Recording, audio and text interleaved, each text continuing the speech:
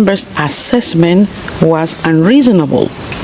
No. Accordingly, the appeals chamber finds that the defense has failed to show that the pretorial chamber erred in its assessment.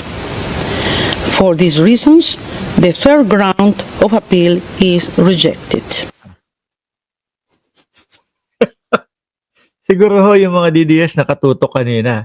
Ako nakatutok ako, pinapanood ko din. Actually, hindi ko pinapanood, no?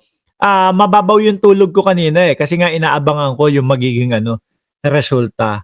No, bandang mga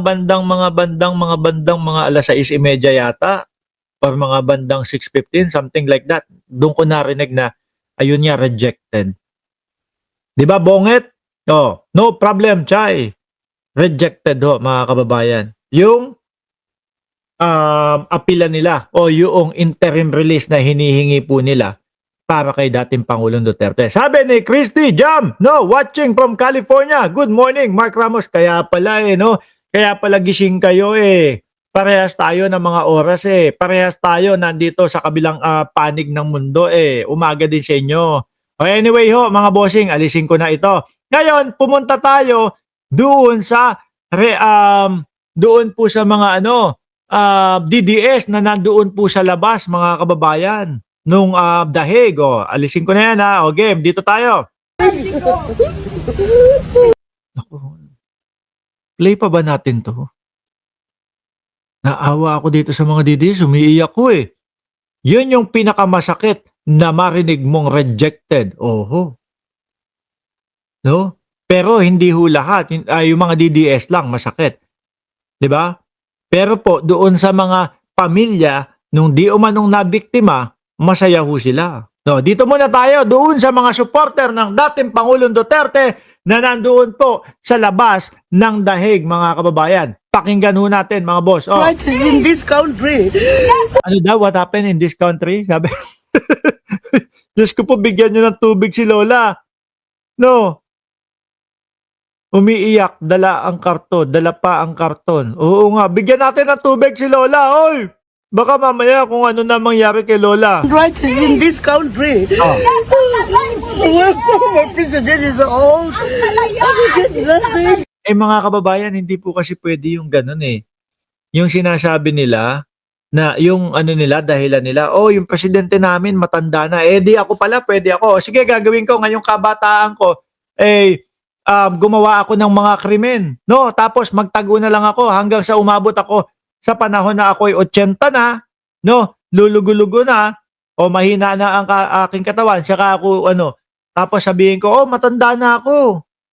Di ba? Hindi ho pwede yung ganon, mga kababayan. Hindi porket matanda ka na, hindi mo na pwedeng pagbayaran o hindi ka na pwedeng litisin, mga bossing. Kaya nga po di ba? Huwag tayong gumawa ng mga kalokohan, huwag tayong gumawa ng labag sa ibang mga kapwa natin tao para hindi tayo humantong sa ganito. Huwag nating abusuhin yung ating mga kapangyarihan. Di po ba? Serbisyo ka lang ng tapat. Kaso, ang mga bali-balita, kaya daw po, ganun ang ginawa ng dating Pangulong Duterte para daw maproteksyonan yung kanilang mga negosyo. At alam nyo kung anong negosyo ang sinasabi ng iba na pinoproteksyonan nung tokhang-tokhang na yon? Ayun, pinagbabawal na gamot din ho. Nagpatokhang daw sila, mga kababayan, para yung mga kalaban sa negosyo ay maubos at yung kanilang negosyo ang manatili. Di ba?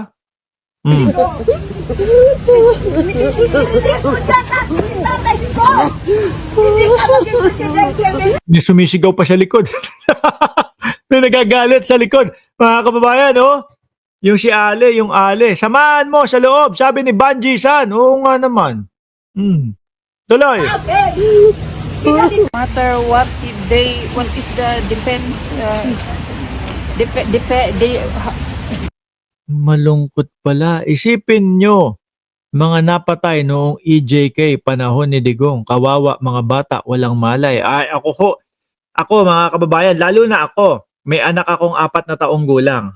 At siya yung dahilan kung bakit late na tayong nag-vlog. Nakatulugan na tayo ng ibang mga nanonood o manonood natin o yung mga subscribers and followers natin, mga kaibigan natin. Kasi bakit mga bossing? Kailangan namin pumunta sa eskwelahan at suportahan yung anak ko eh. Tapos, mabalitaan mo, uy, yung anak mo, 3 taon, 4 na taong gulang. Ayun, patay. Bakit? No? Nadamay, namatay dahil doon sa laban kontra droga na ginagawang tokhang-tokhang nila. Hindi ka ba magagalit nun? Baka siguro kahit ilang taon na yun, mga bossing, sariwa araw-araw sa puso mo Di ba? Kung talagang mahal nitong mga ito, nila Bato de la Rosa, no? Yung mga nagpatokhang-tokhang, kung talagang mahal nila ang mamamayang Pilipino, hininto muna nila yan pansamantala. Hinto muna. May mga nadadamay na mga inosente. No? Stop muna natin. Pag-aralan nating maigi kung paano maipapatupad ito nang walang nadadamay na mga inosente. Ganon. Wala hindi. Ang masakit pa nun, doon sa mga magulang, collateral damage. Yung mga bata. Di ba? Collateral damage. Yung hindi naman po talaga kasali doon sa mga tokhang-tokhang na yun. Sabi ni Ardayan, Ardayan, ano yan? Parang mga mental case, ba yan? Pro-killer gusto pang protected. Puro anti-Filipino. Sabi ni Ma'am Betty Baniked, si Kian nga, nagmamakaawa. Kasi may exam. Totoo ho yun. Hindi sila naawa. Di po ba? Sabi, ano ba to? Leche ako? Leche ka, Mark Ramos. Ano po ba yan? Let ka, Mark Ramos. Leche ako? Okay lang ho. Tuloy. How they defend our defense? Wala pa rin magagawa kasi hindi na sila nakikinig. Wala daw magagawa kasi hindi sila makikinig. No? Yun yung sabi ho, mga kababayan. Masakit sa kanila. Pero, mas masakit naman ho, mga boss chief mo, sir, dito po, tingnan nyo. Mas masakit naman po dito. Hindi, mas masakit yung mga pinagdaanan nitong mga tao na ito, no, mga bossing, yung mga pamilya po nung nabiktima nung EJK. No, biruin mo sila nawalan ng pamilya. Walang naging due process doon sa mga kapamilya nila. Ayan nga, maigi, mabuti Buenas pa ang dating Pangulong Duterte kasi may due process na tinatamo siya.